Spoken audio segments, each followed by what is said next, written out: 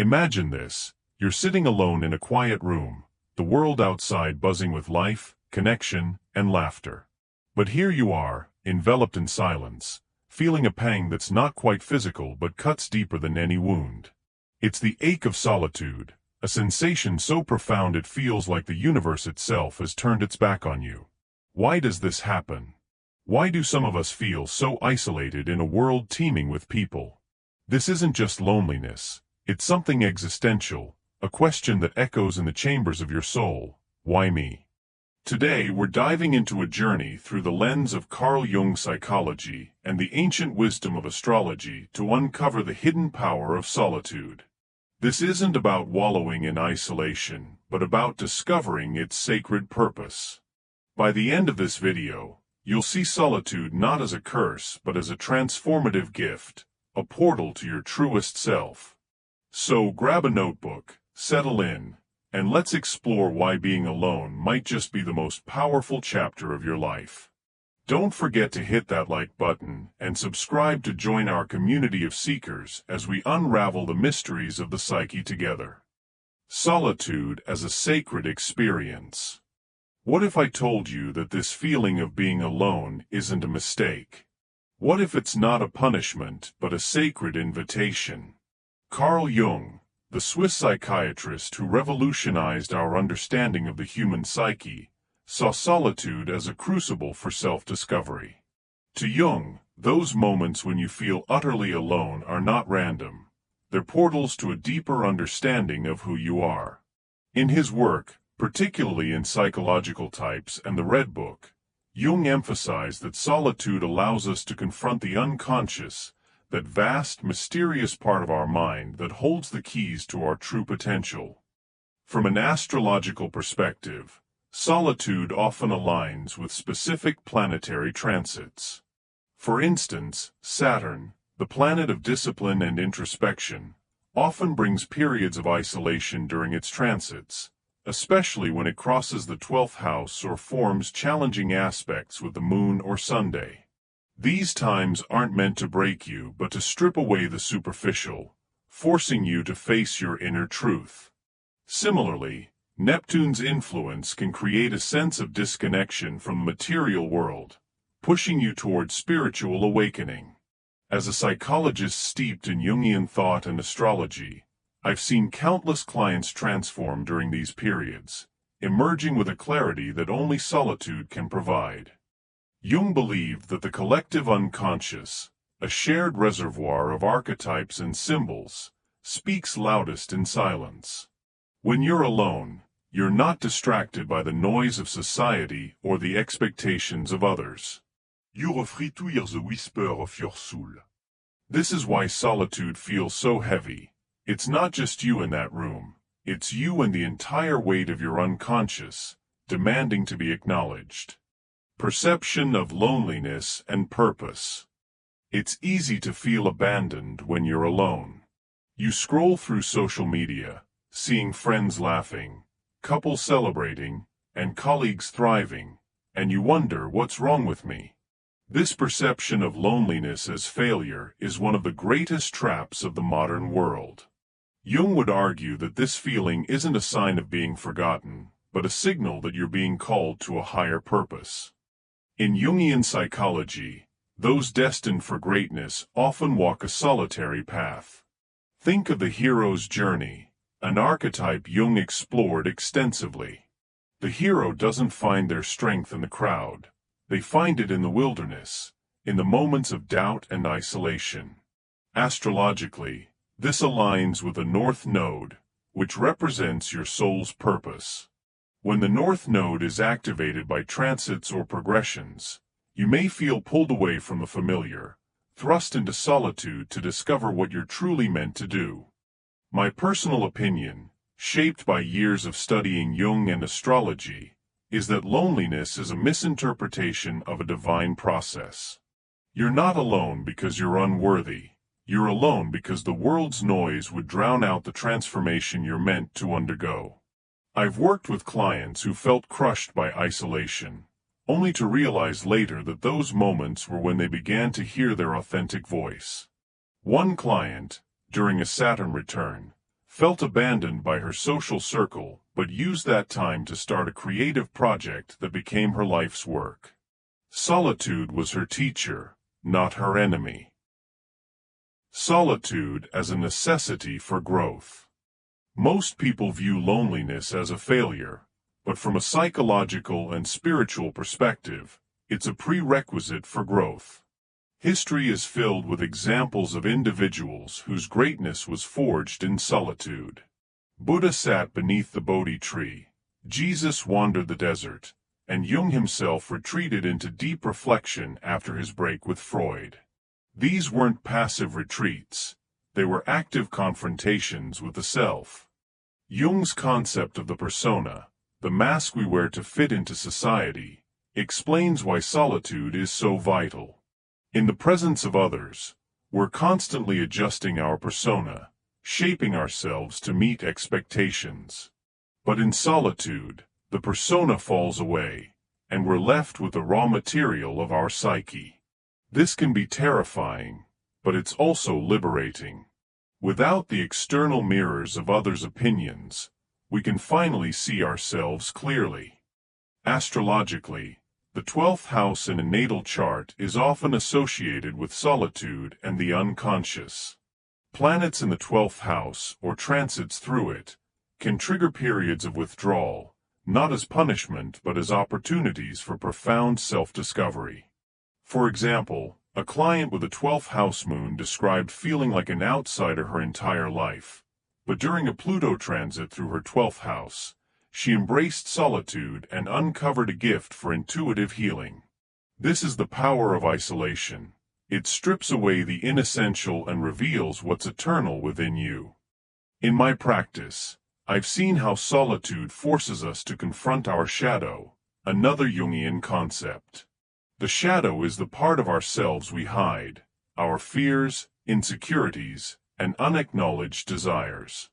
In the silence of solitude, the shadow speaks, and while this can be painful, it's also the path to wholeness. By integrating the shadow, we become more authentic, more aligned with our true purpose. The pain of transformation. Transformation is rarely comfortable. You don't evolve when you're surrounded by distractions or cushioned by approval. True change happens in the crucible of solitude, where you're forced to face the gap between who you think you are and who you truly are. This process, which Jung called individuation, is the journey to becoming your authentic self, free from the conditioning of society, family, or culture. Individuation is not a gentle process. It's like forging a sword in fire. There's heat, pressure, and pain. In solitude, you confront truths you've avoided. Maybe the career you've built isn't fulfilling. Maybe the relationships you've clung to are holding you back. Maybe the beliefs you've held are no longer true. These realizations can feel like betrayal, but they're actually liberation. Astrologically, Pluto is the planet of transformation, and its transits often coincide with periods of intense solitude. When Pluto aspects your sun, moon, or ascendant, you may feel stripped bare, as if everything familiar is being taken away. But Pluto doesn't destroy for the sake of destruction. It clears the way for rebirth. I've seen clients navigate Pluto transits by embracing solitude, using it to journal, meditate, or explore their dreams, which Jung saw as messages from the unconscious. These practices turn pain into power, helping you emerge stronger and more aligned with your purpose. In my view, the pain of solitude is sacred because it's honest. It doesn't let you hide. It forces you to confront the illusions you've built and demands that you rebuild on a foundation of truth. This is why I believe solitude is not just a phase but a spiritual necessity. Without it, we risk living as fragments, never fully ourselves. The illusion of rejection. One of the greatest barriers to embracing solitude is the belief that it's a form of rejection.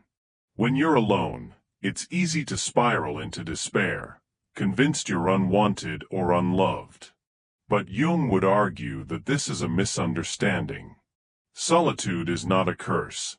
It's a mirror, reflecting your truest self if you're brave enough to look. In Jungian psychology, projection plays a significant role in how we perceive loneliness. We project our fears of inadequacy onto others, assuming they've rejected us when, in reality, we're rejecting parts of ourselves. Solitude strips away these projections, forcing us to see our insecurities for what they are. This can be excruciating, but it's also the first step toward healing. Astrologically, Chiron, the wounded healer, often highlights where we feel rejected or unworthy. A Chiron transit or placement in the 7th house of relationships can trigger feelings of isolation, but it also offers a path to healing. By embracing solitude, you can work with Chiron's energy to integrate your wounds, turning them into sources of wisdom.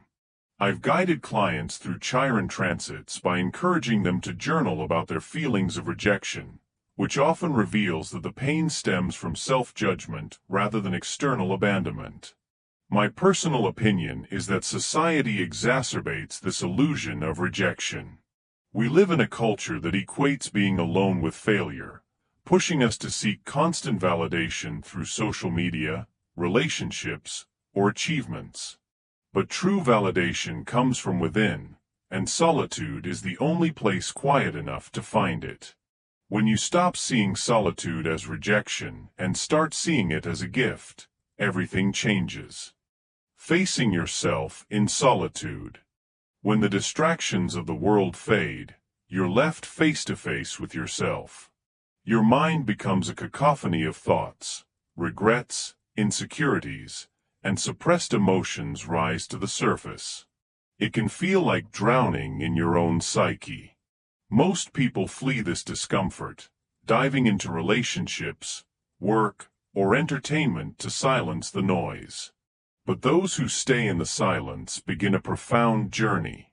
Jung called this confrontation the encounter with the self, a critical step in individuation. In solitude, you meet not just your conscious mind but the unconscious, with its archetypes, dreams, and symbols. This is where the real work begins. By listening to your inner world, you uncover truths that have been buried under layers of conditioning. From an astrological perspective, the moon represents our inner world, and its transits or placements in water signs, Cancer, Scorpio, Pisces, can amplify the emotional intensity of solitude. During these times, practices like dream journaling, meditation, or creative expression can help you navigate the flood of feelings. Jung himself kept extensive dream journals, which he used to explore the archetypes of the collective unconscious. I've seen clients use similar practices to transform their solitude into a source of insight, turning pain into art, poetry, or personal growth. In my practice, I encourage clients to see solitude as a dialogue with the self. It's not about escaping the discomfort, but leaning into it. Ask yourself, what is this loneliness trying to teach me? The answers may surprise you. One client, during a Neptune transit, felt overwhelmed by existential loneliness, but began painting as a way to express her emotions. Those paintings became a bridge to her unconscious, revealing a strength she didn't know she had. The process of individuation. Individuation is the heart of Jung's psychology. It's the process of becoming whole, integrating all parts of your psyche, the conscious and unconscious, the persona and shadow, the ego and the self. Solitude is the crucible where this process unfolds. Without the influence of others, you're free to discover who you are beneath the masks you wear. Jung believed that individuation is not about perfection, but about wholeness. It's about embracing your contradictions, your flaws, and your hidden potential. In solitude, you confront the parts of yourself you've ignored, the anger you've suppressed, the dreams you've abandoned, the fears you've buried. This is painful but necessary. Astrologically, the outer planets, Uranus, Neptune and Pluto, play a significant role in individuation. Uranus brings sudden insights, Neptune dissolves illusions, and Pluto forces transformation. When these planets form major aspects in your chart, you may feel thrust into solitude, as if the universe is demanding that you evolve. I've seen clients navigate these transits by using Jungian techniques like active imagination, where they dialogue with parts of their unconscious, or by exploring their natal charts to understand the cosmic forces at play. My opinion is that individuation is the ultimate purpose of solitude. It's not about becoming someone else, but about becoming yourself. In a world that constantly pulls us away from our center, solitude is a radical act of reclaiming your authenticity. It's a journey worth taking, even when it hurts. The pain of confrontation. Solitude forces you to confront uncomfortable truths. Maybe the life you've built isn't yours. Maybe the person you've become is a shadow of who you could be. Your unconscious demands attention, flooding you with dreams, intuitions, or emotions you can't ignore. This isn't punishment, it's purification. Jung saw the unconscious as a guide, not an enemy. In solitude, it speaks through symbols, dreams, and synchronicities, urging you to let go of what no longer serves you. This process can feel like a death, but it's really a rebirth. The pain burns away illusion, leaving only what's true.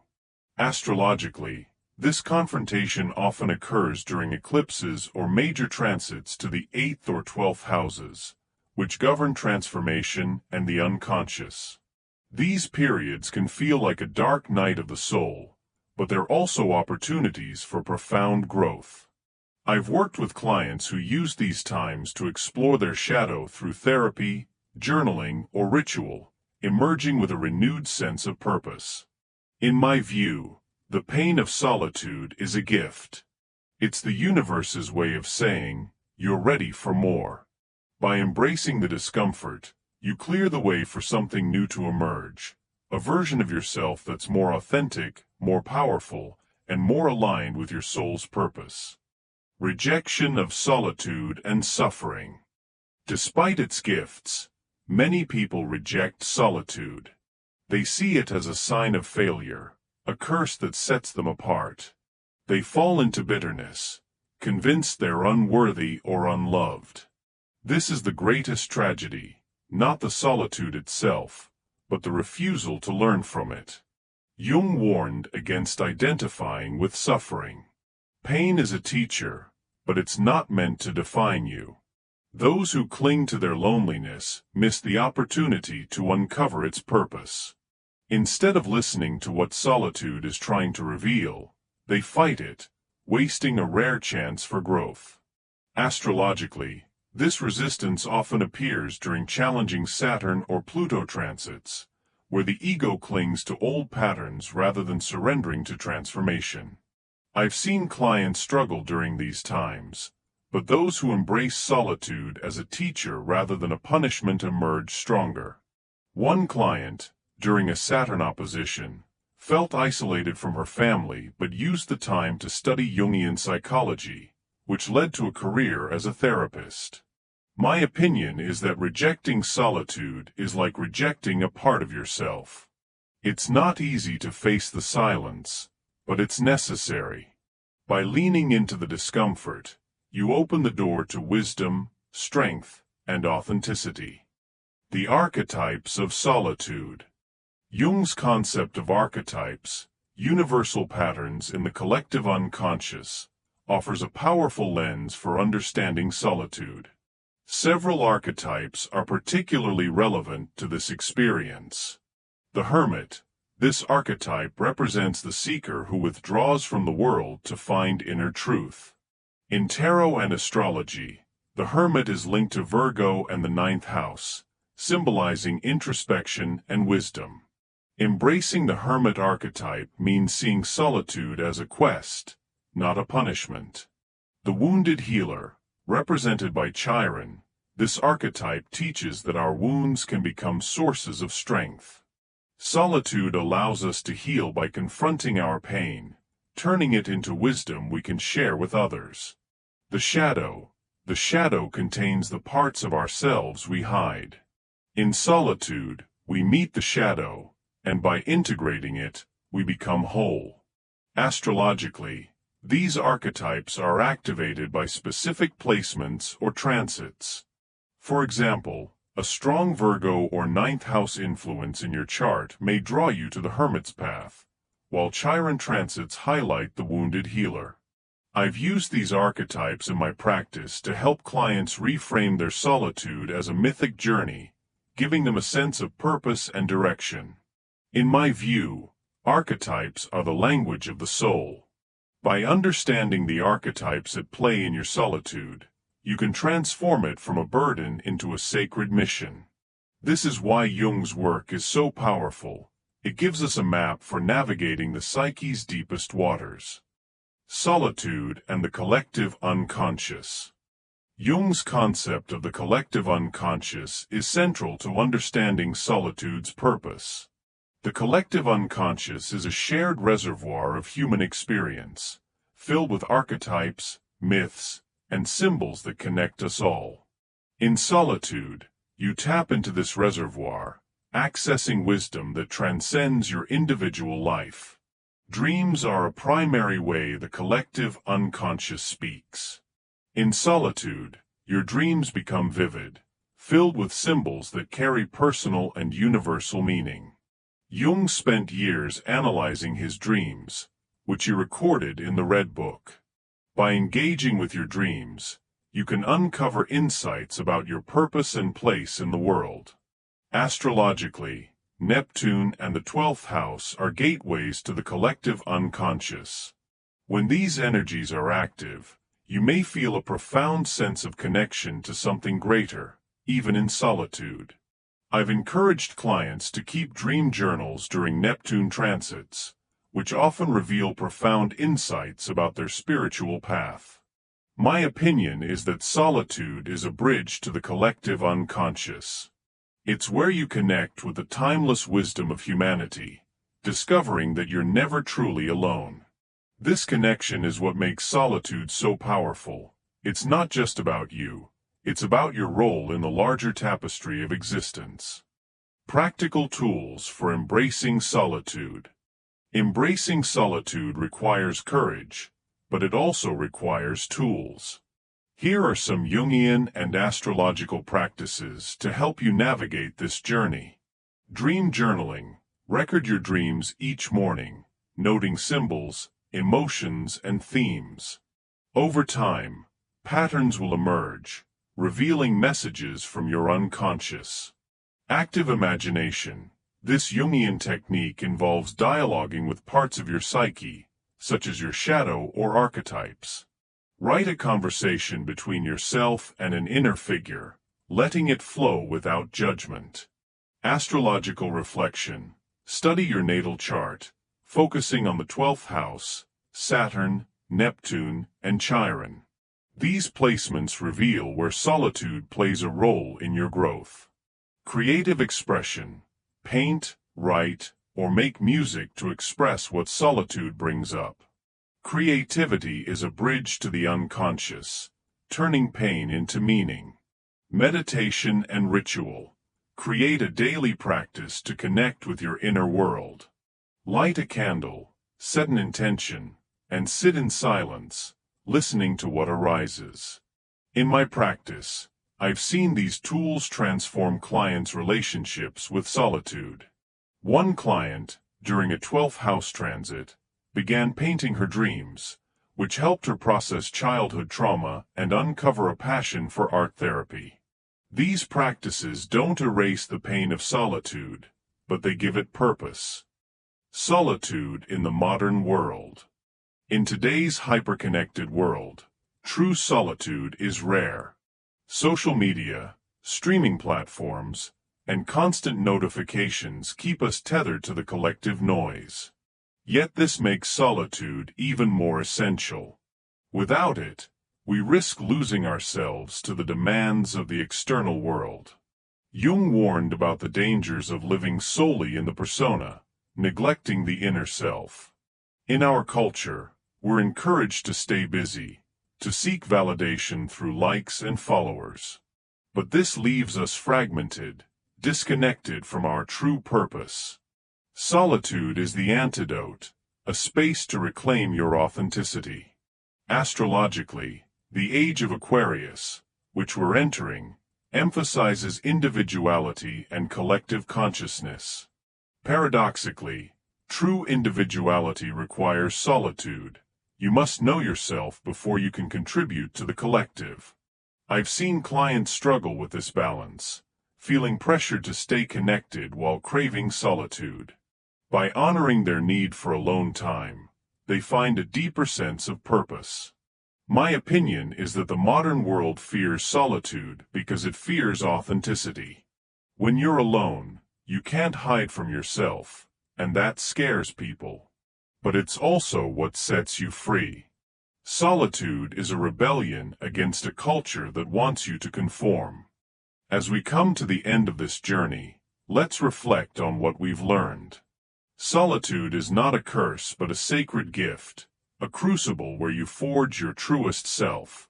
Through the lens of Jungian psychology and astrology, we've seen how isolation is a necessary part of growth, a portal to the collective unconscious, and a path to individuation. The pain of solitude is real, but so is its power. By embracing it, you uncover strengths you never knew you had, wisdom you didn't know you carried, and a purpose that's uniquely yours. So, here's your call to action. Don't run from solitude. Lean into it. Start a dream journal, explore your natal chart, or simply sit in silence and listen. The answers you seek are already within you, waiting to be discovered. And if this video resonated with you, please hit that like button, subscribe to our channel, and turn on notifications so you don't miss our next deep dive into the mysteries of the psyche. Share this video with someone who might need to hear it, and let's build a community of seekers together. Thank you for joining me on this journey. Until next time, keep exploring, keep growing, and never stop listening to the whispers of your soul.